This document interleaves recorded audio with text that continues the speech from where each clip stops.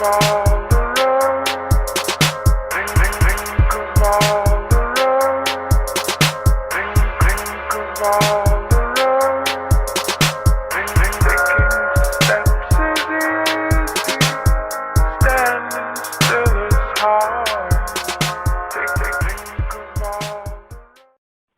to the Orange is the New Black podcast.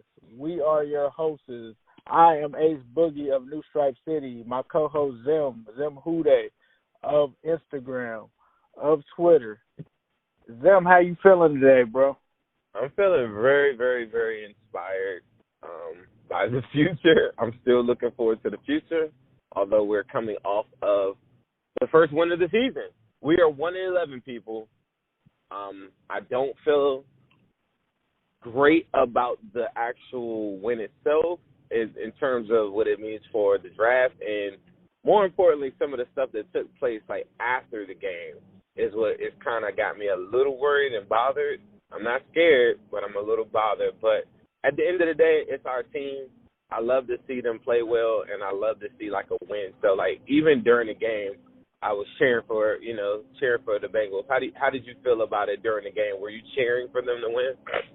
I was definitely cheering for them to win. I think one thing that I did want to avoid this season was being a part of that 0-16 club, right? Because no one wants to be a part of that. Like, it's so bad that my daughter, she's a Bengals and a Lions fan, right? So she was, like, talking trash to me during Thanksgiving, and she was just like, how many wins do the Lions have? And I was like, 3. She was like, how many wins do the Bengals have? And I was just like, ooh. And I was like, well, you know what?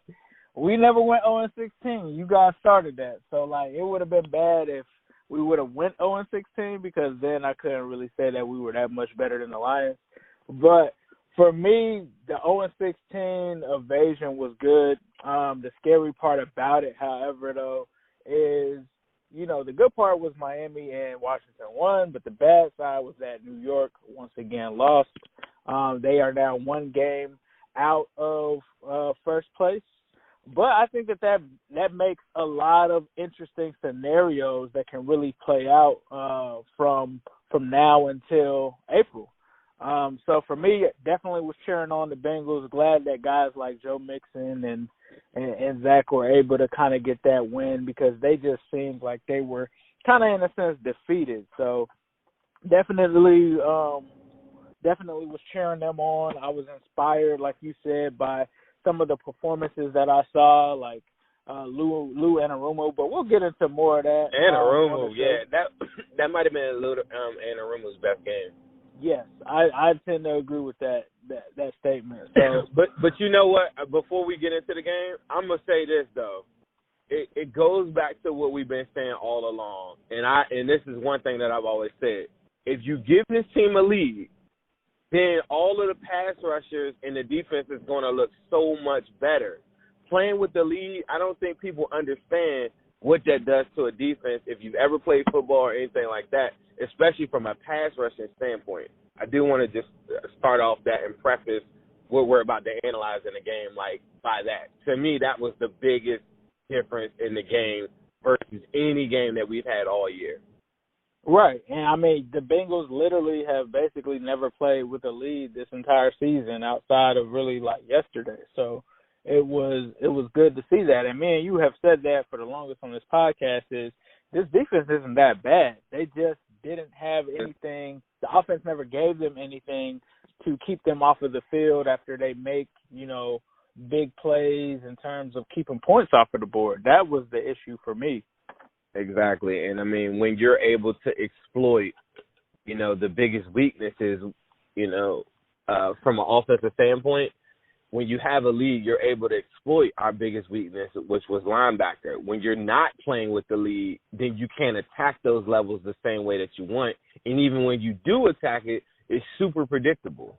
Right. It was so predictable. And mind you, Jets don't have a big-time wide receiver to demand double teams anyway. So you're getting all that safety help. Jesse Bates was coming down like crazy in the box all day. I was so impressed with his tackling and even on some of the plays that Robbie Anderson had caught, Jesse Bates and William Jackson, I mean, you could see the aggression of, like, what it takes to make impact big plays, like, in big moments. You got to see, like, glimpses of that. And I'm sitting there saying to myself, like, I guess we can't play the Jets every week, and they're not as talented as the Bengals in my mind, but it just goes to show you this team is not an 0-11, talent level team. And the fact that they're 0-11, I guess that's why everybody started looking at Zach Taylor, including myself last week. Like, they're like, to me, it's just too many players. With all these teams that we look at when we're playing, like when we were playing the Cardinals or when we were playing, I don't even really like the Bills roster. I like their defense. I love their scheme, a lot of different things like that. But there's so many things, there's so many holes that they have, and the coaching staff is getting the most out of their tight end like Knox and all these guys that are like average players. Right. And then I look at our players and I'm like, how are we now 1-11, but how were we 0-11 with this talent level? And that's what always led me to the quarterback. So then when we go fast forward, we might as well get into it. This is Andy Dalton's first game back. When we get into it, it's the dream scenario for Dalton. And that's not to say I'm not taking away anything that he did. I feel like he played a complete game, a mistake-free game, and he took the chances that he had to take, and he pulled the triggers that I've been asking him to pull all year. The Tyler Boyd touchdown in between on the seams is a throw he's been reluctant to throw all year. But stadium at the lowest attendance all year since I think they said 2005, 39,000 in attendance.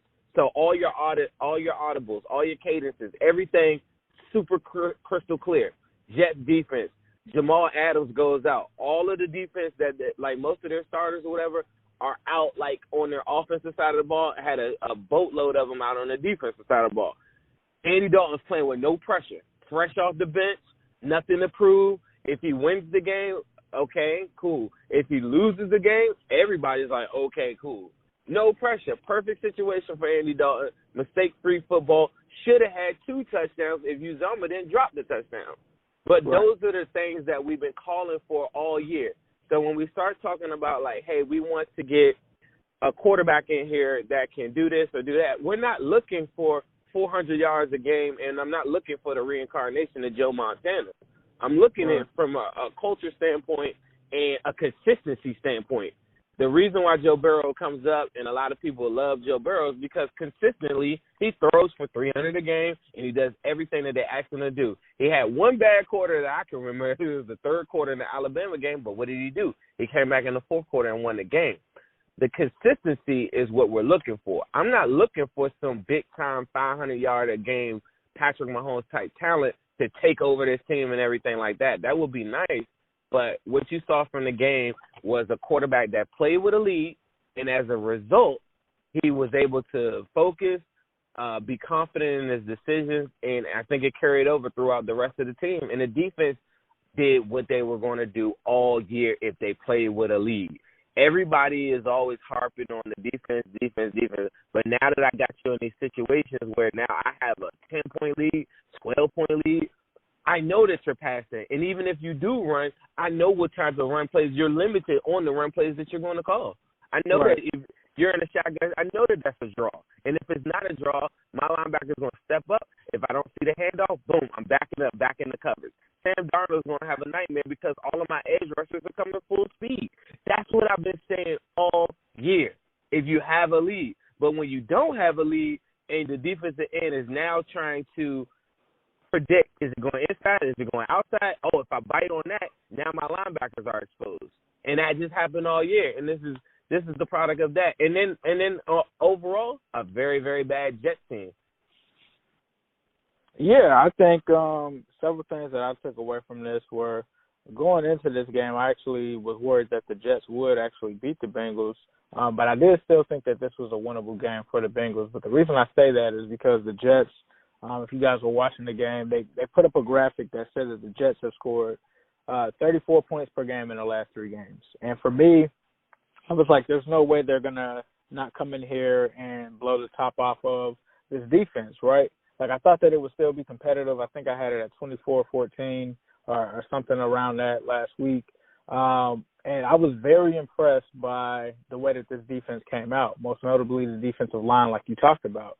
Carlos Dunlap, big game, huge game for him. And this was some of the things that I touched on the last 2 weeks. I had been saying, the last 3 weeks now, the Bengals defensive line has emerged. A big reason for that, Carlos Dunlap is healthy, Carl Lawson is healthy, and you just see it's almost night and day when you look at the difference between having those two guys back. And Carlos Dunlap goes out, gets 3 sacks, brings them to 5.5 sacks on the season. I mean, if he has another couple of games where he has 1 or 2 sacks, this guy could end up with 8 or 9 sacks on the season, which is crazy given that a couple of weeks ago or about a month ago, him being injured and missing some games, dude only had like 2 sacks at one point. I think he will. I think he'll get 9 sacks.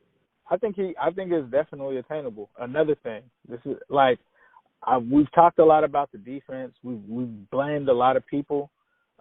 People have to start giving kudos to Lou Anarumo. Now, I know that the season has not went as well as we've thought, but to me, a lot of that was not Lou's fault because the offense couldn't stay on the field. Some of the packages that he rolled out there yesterday, Sam Hubbard dropping into coverage, Sam Hubbard being stacked on a 3 defensive lineman front with Sam Hubbard at the linebacker position, running in on a blitz. Like, it was just some exotic rush packages that I saw from this guy yesterday. And also the emergence of Darqueze Dennard shoring up that secondary. I saw this guy. I'm not a huge Dennard fan. I still think that he's a very solid slot corner. He does a great job in terms of tackling. He does a great job. He did a great job yesterday in terms of coverage, swatting away key passes. You just see the potential of what this Bengals defense can be if certain items align. Without Drake Kirkpatrick being in there, being exploited, obviously Darius Phillips was back. Didn't see him that much, but between B.W. Webb, William Jackson III, and Darqueze Dennard, and, Darius Phillips here and there, that secondary looked very strong. Jesse Bates being in key positions at key points. But the biggest change for me from Lou has been his adjustment to the linebackers. You guys know that I hate our linebackers. I've talked about them, it's just been unbearable at this point. If you're hearing me, you probably know Ace hates our linebackers, right? The linebackers, I didn't even notice them yesterday. That's how good Lou Anarumo has done. To be honest with you, ever since they cut Preston Brown, and I'm not just blaming it on Preston Brown, but ever since they've cut him, the linebackers have continued to look better and better and better every week. Now, I think that it has to do with the scheme because I'm still not a fan of our linebackers, but that adjustment alone to me speaks volumes. Andy Dalton comes back. He has a good game, not a great game. It possibly could have been a great game if 2 of those throws to the tight end are actually caught, so maybe we're looking at a 3-touchdown game. He did a better job, as me and Zim have criticized him in the past and others have criticized him about, dealing with pressure.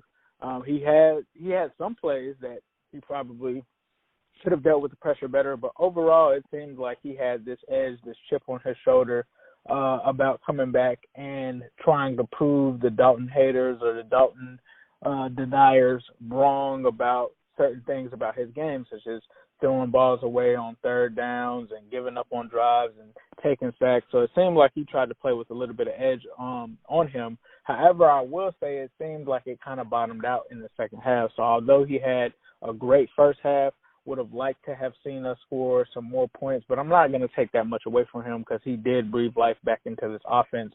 Auden Tate, I can't say enough about Auden Tate. The dude is making circus catches. There's a viral picture going around on Twitter. And if you are on Twitter, follow me at New Stripe City. Follow Zim at Zim Hude. But there's a catch that my guy Flemlo actually posted, and it's like ridiculous. It's like Auden Tate sandwiched in between 2 guys. You can't even make out his jersey. All you see is his 2 long arms in between these 2 defenders of, these crazy catches that Auden Tate has been putting together. So great game from him. Tyler Boyd got it started with a score early. Joe Mixon gets in, and this Bengals team just has you kind of starstruck and looking at them like, how is this team 1-11? They put all 3 phases, in my opinion, together in this game. Cordy Glenn A lot of people have been saying, myself included, oh, let's let Cordy Glenn walk next year. I think that might be a mistake because he clearly is a huge difference when he's in there at left tackle versus, some of the other guys that we've had at left tackle. So I'm not sure what that means. And this has just really opened up Pandora's box. That's about the only part that scares me because now Cordy Glenn is playing good. Do you keep him and not cut him next year to save that $9.5 million in cap? Andy Dalton's playing better. Is he going to win enough games for the Bengals to lose the top spot? Don't do that to us. Don't do that to us. But it is real, right? So it's nice that the Miami Dolphins. But this is the thing, Zim. This is what I was thinking of, right? So, if the Giants do get the number one pick, right, the biggest thing that the Bengals have to worry about, and I'm assuming, let's just say that they finish at 2, right? Let's just play hypotheticals here. Giants are 1, Bengals are 2.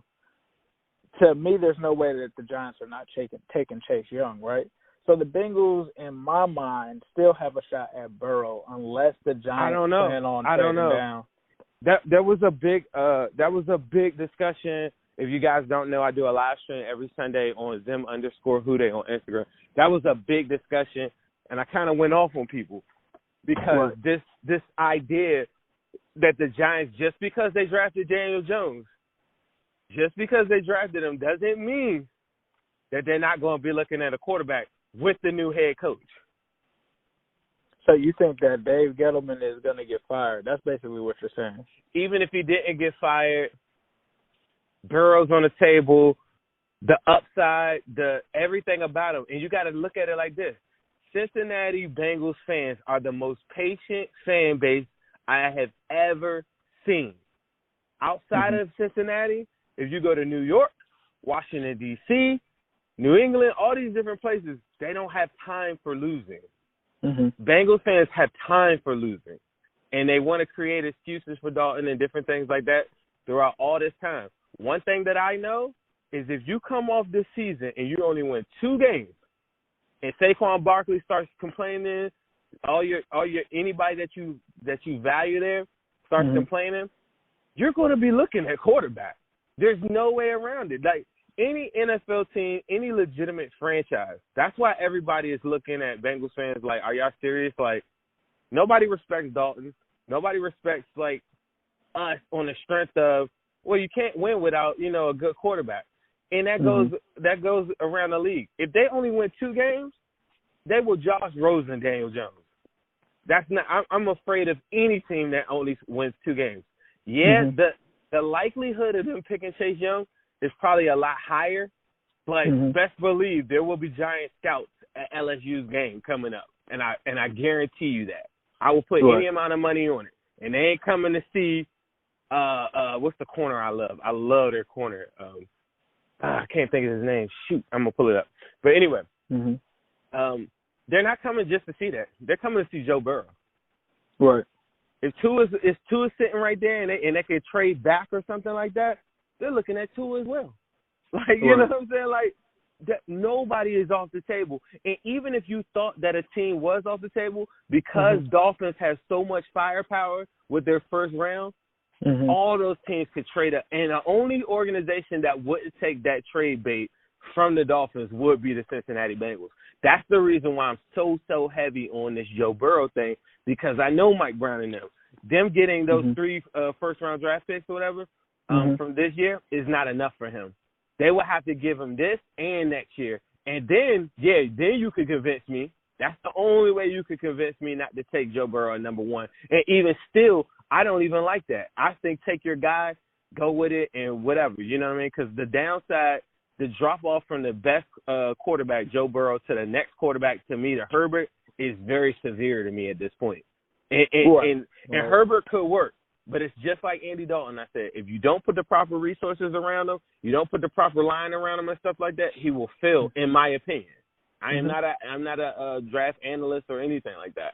That's just my opinion. Joe Burrow is one of the few guys that I think mentally has the fortitude to, like, stand up to all of the stuff that he'll have to go through Cincinnati. And on top of that, he has time. Mm-hmm. You know what I'm saying? So, like, I love that about it. But I'm telling you right now, Giants are always on. They're always Giants, Redskins. Anybody play and you only win 2-3 games and you don't win 4 games, yeah, you're looking at quarterback.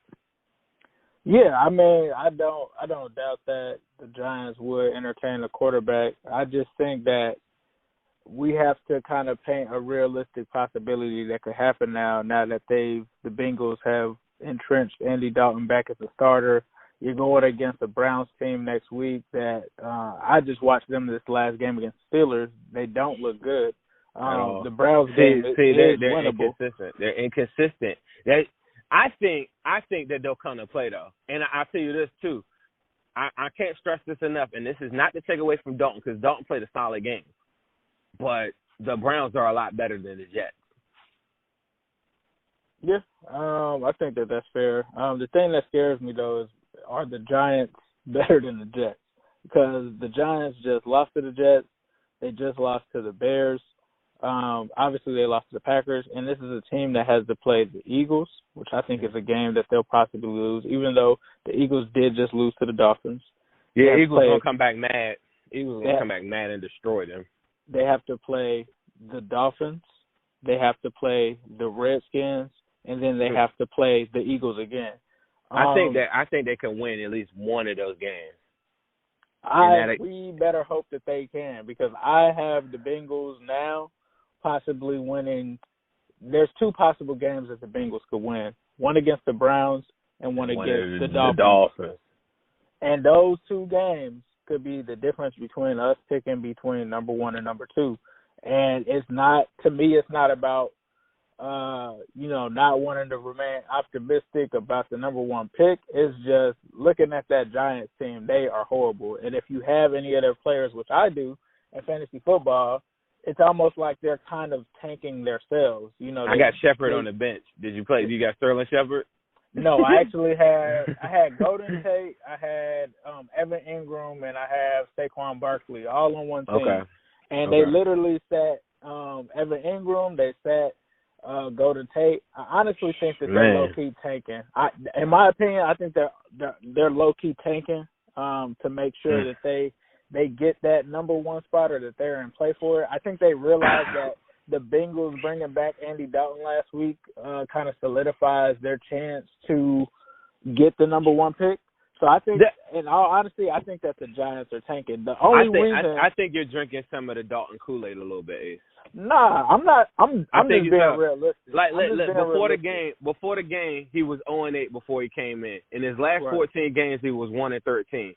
Why does people? I know that Dalton is a lot better than Finley.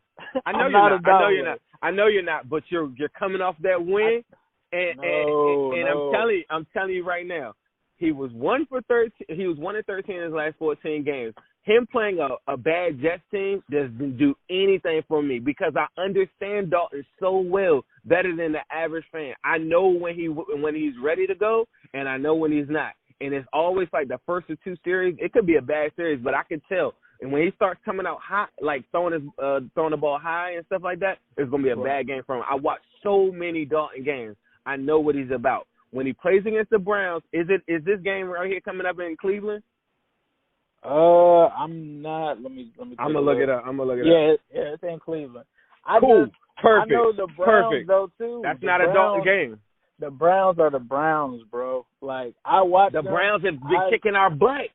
I literally had a ticket this weekend that I would have won. It was a 5-play parlay ticket.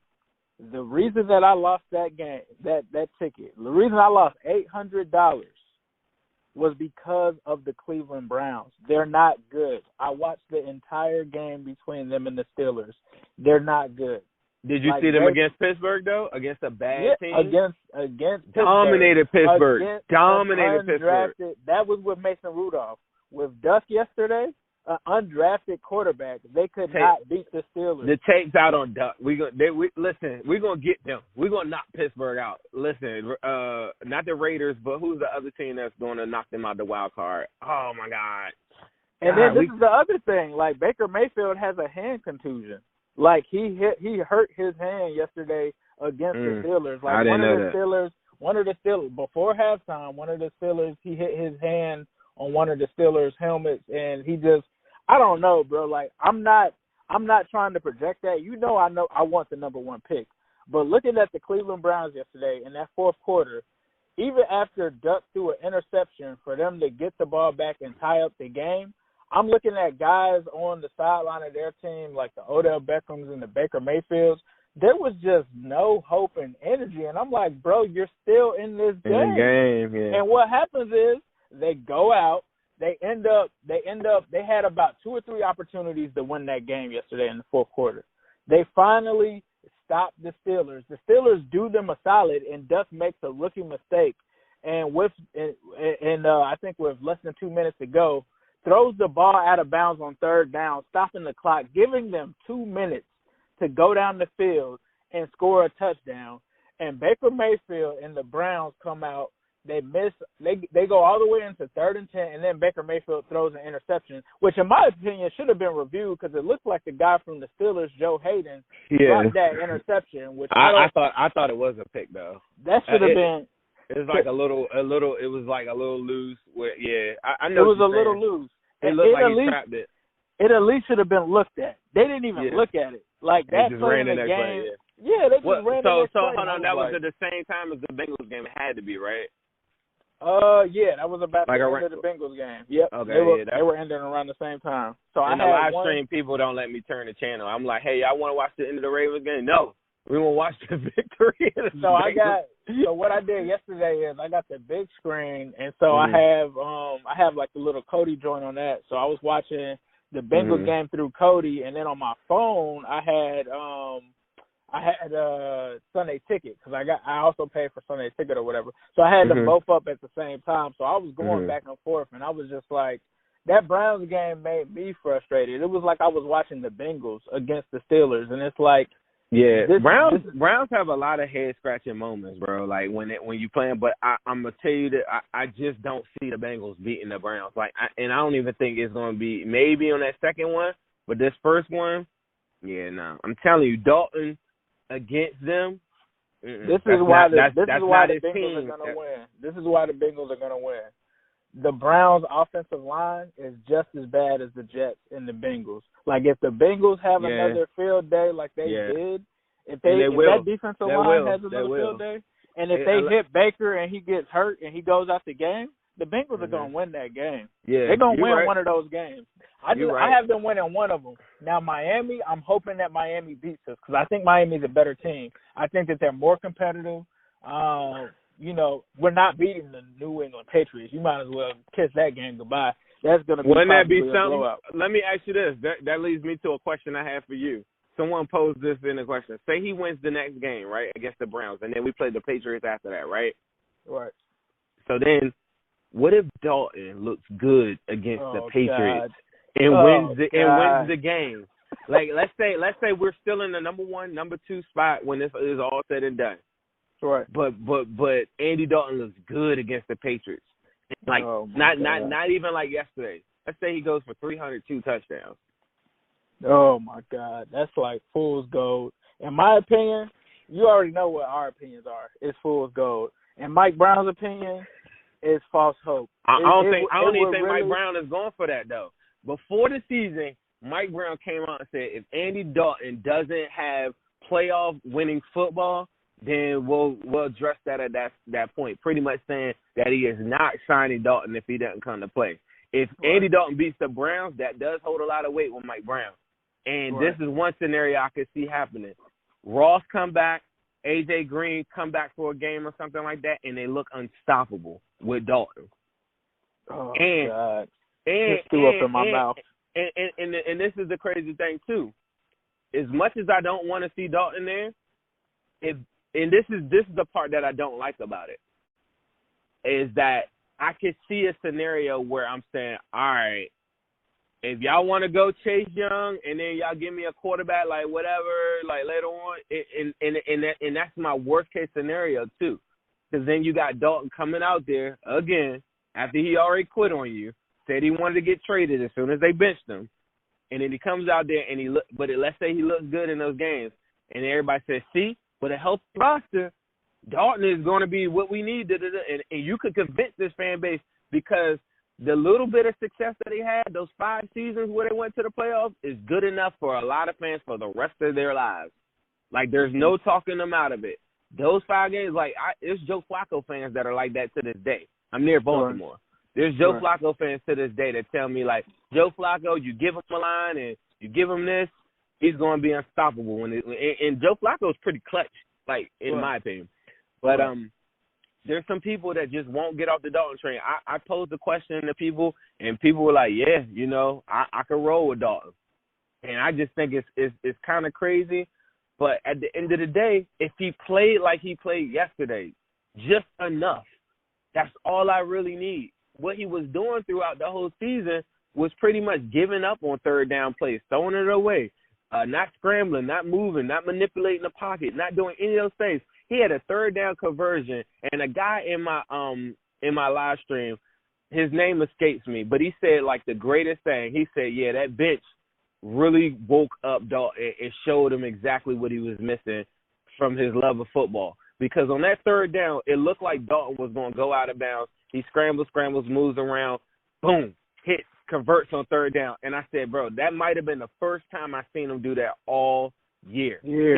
He'd been throwing it away the whole time, and everybody's looking at us and saying, well, why do y'all not because of that?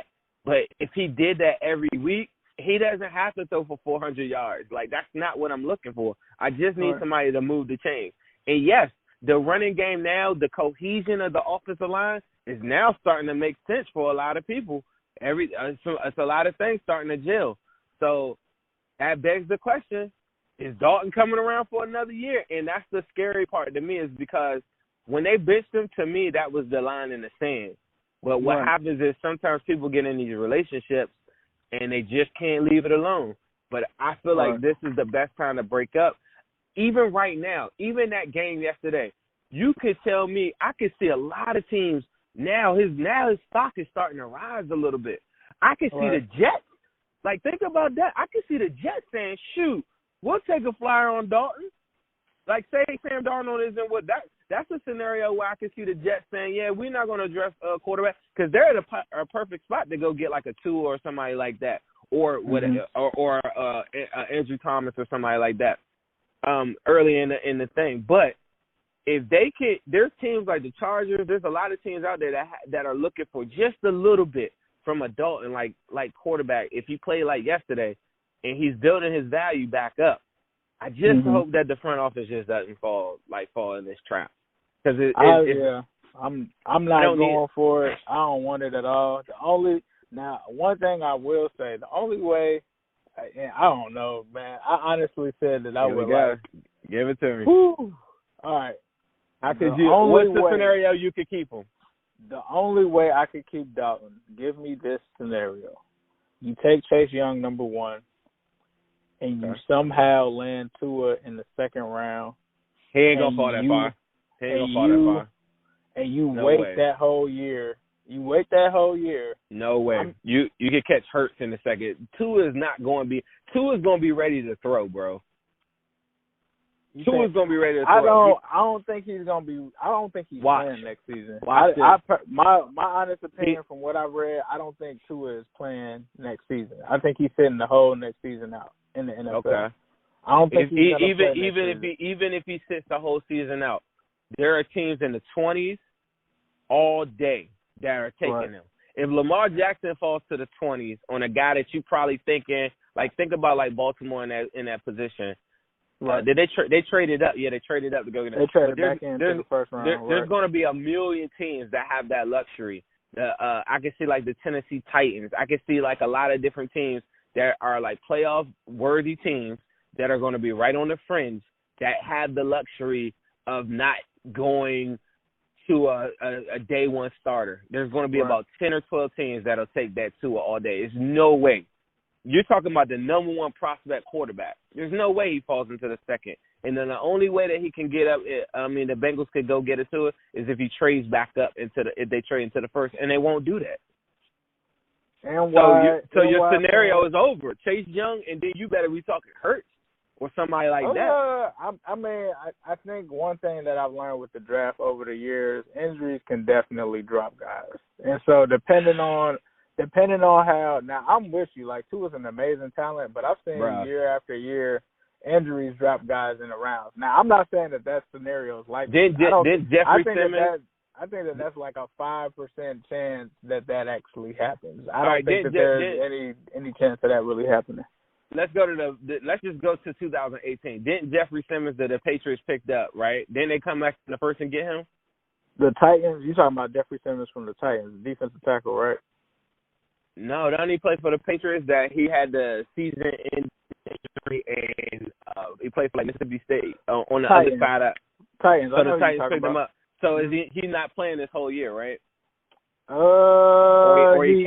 He came back and played like some. But at the time, he's actually played this year. He played in October, so he's been playing. It's just that he wasn't there from the get-go.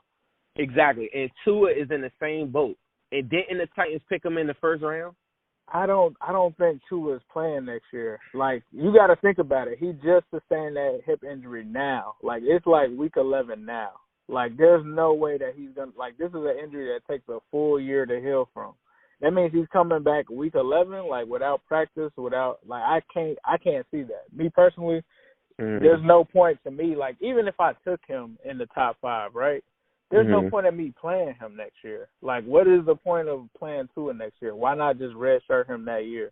But if he's ready, I've been seeing different reports saying that he's gonna be ready to throw, and that his hip injury is nothing like that, Bo Jackson. Once they pushed it back into place right there at the stadium that day, I've been hearing so many different reports that it's not like that, and I've been seeing people saying he's gonna be ready to throw.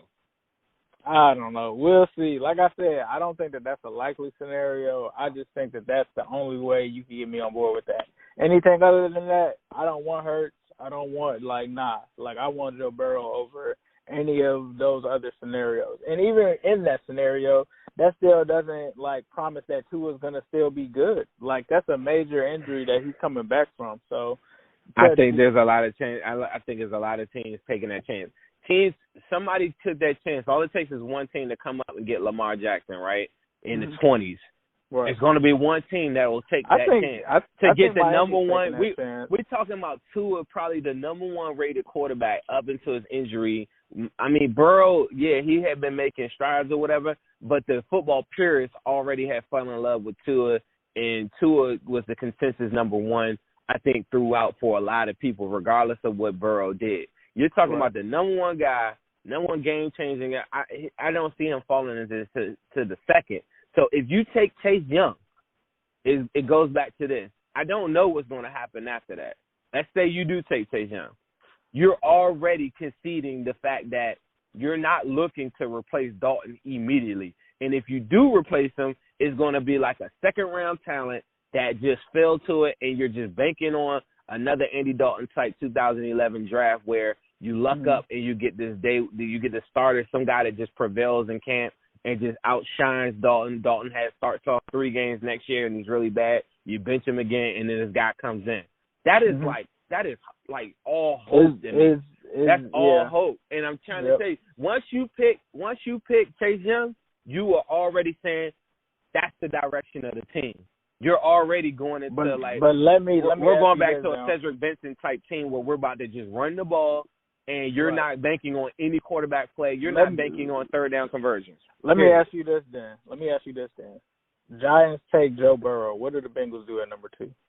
If I'm the Bengals, I still take Tua. I go in free agency. I move Dalton because the relationship is already sour. I go in free agency. I go get a legit quarterback. I don't know who's out there. I get somebody that's decent to battle with Dolagala, and Finley pretty much should be cut anyway. But I get somebody short term, whatever, and I draft Tua. And then I come back with Tua the following year. That's me being smart and then understanding the value of a quarterback. The Bengals are so scary, they'll never do that. Okay, that makes sense to me. They'll never do that. Wondering. They'll get Andrew Thomas. So you would take Tua, let's say for instance Tua sits this whole first year. You would take Tua over Justin Herbert at number 2? Yep, sure would. Because Herbert, for me, I already revised this. I posted. If you guys don't follow me on Instagram, please make sure you follow Ace2 on New Stripe City. Follow me on Instagram. I promise you, I post like the most important stuff. I don't post everything, but I think I do a really good job of posting stuff. I posted this video of Joe Burrow on senior night coming out. He comes out with the rose, 80,000 fans cheering. Like, so you already know he handles the pressure. You saw him against Alabama. You saw what he does. Zim, one thing that I want to say, Chase Young lovers, 0 sacks, 0 tackles. Continue with Joe Burrow. 0 tackles and 2 pressures. All right, so Joe Burrow comes out. He runs out. The fans are going crazy. He's got the rose. He's got this stare that I tell everybody. He's got like a murderer's stare. And he's got this stare that is just like, I will take down. He reminds me of Ivan Dragic in Rocky movies or something like that. He's got this stare where he's just ready to destroy, annihilate people. And he doesn't care if his left tackle is hurt. He doesn't care if A.J. Green isn't there. That is the quarterback. That is the Joe Namath, the Broadway Joe that we need. And it's all about the mental fortitude. It's all about the cultural impact. Justin Herbert is a systematic quarterback where I watch his body language on the sideline. I watch how he responds to big-time situations. Every time he's met with adversity, it's always interceptions or shortcomings. And now it might not be his fault, but he doesn't resonate so far to the team where they're overstepping, where they're elevating their game to meet his presence and his focus. Meanwhile, Joe Burrow, any mean spot, any big spot that means he has to step it up, he always has that razor-sharp focus that takes him to the next level. And that's the only type of quarterback that can win here in Cincinnati. If you want to get rid of these so-called curse and all that type of stuff like that, you got to have a quarterback that has that. I feel like Tua has that too. Right. I feel like Jalen Hurts has it as well too. But the thing with Jalen Hurts is he's limited in his throwing power, and he's definitely limited in his accuracy. So to me, it just doesn't match up unless you just build an offense where you just pretty much try to Lamar Jackson a situation, kind of like some hybrid thing, which I know the Bengals won't do. So all these situations I run through my brain all the time, and Joe Burrow can adapt to all these different offenses. He's already running a pro-style offense. That's the guy. And if he ain't there, I'll take Tua. And I'll wait till he gets healthy. But under no circumstances am I banking on the following year. Because if I do get Chase Young, I know I'm winning 4 or 5 games. So then I can't even get Justin Fields or Lawrence. So all this talk about, like, get Chase Young, then the next year you come back and no. You can't even think that far ahead. Like, it doesn't work that way. You're not going to have that opportunity. So that's where I fall on that. And the Bengals front office won't do that.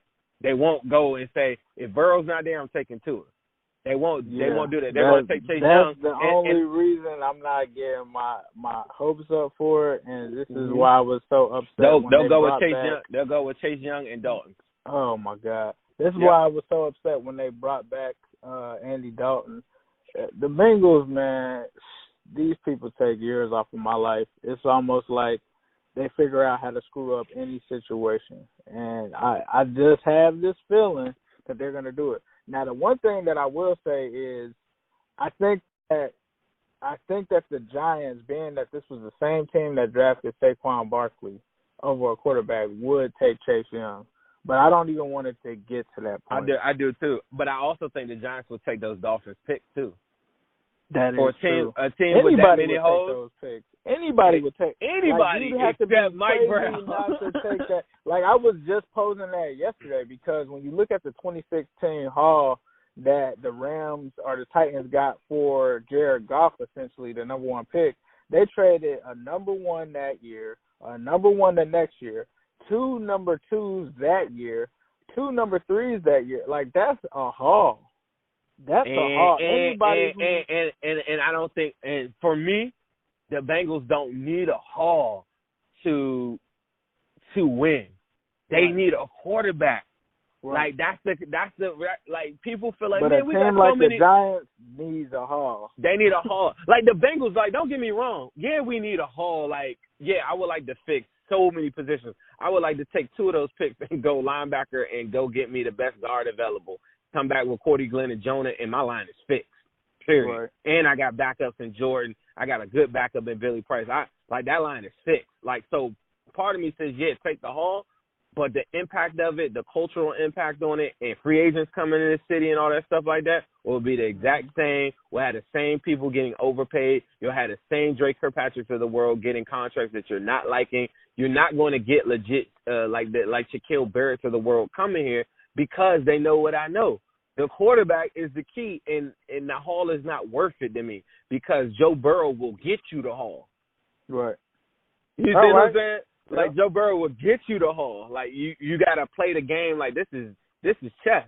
Like, initially, yeah, short term, on the surface, hell yeah, you getting all those picks and filling all them holes. If you can hit on 30% of those picks, I mean, shoot, you be talking fringe playoffs. Look at the Titans now. They passed on their quarterback. Now they're going to probably be walking away from Mariota. They've got all that talent, but they still can't do anything because they don't have a quarterback. But with that being said, Mariota, Oregon quarterback. Mariota, Oregon quarterback. Hello. Hello, McFly. Hello. Radar. You Herbert boys out there. Radar, Mariota. Achilles Smith, Oregon quarterback. Hello. Joey Harrison. Joey Harrison. But this has been the Origins of New Black podcast. Thank you guys for listening in. Thanks for tuning in. Appreciate you guys rocking with us this season. I am Ace Boogie. You can find my stuff on New Stripe City, the YouTube channel. He is Zim Houday. You can find him on Instagram at Zim_Houday on IG. This has been the Orange is New Black podcast. We're out. Houday. Hit the button, Ace. Don't forget. Lead us part on there, too. Hit the record button. And we're out. All right. All right. Houday.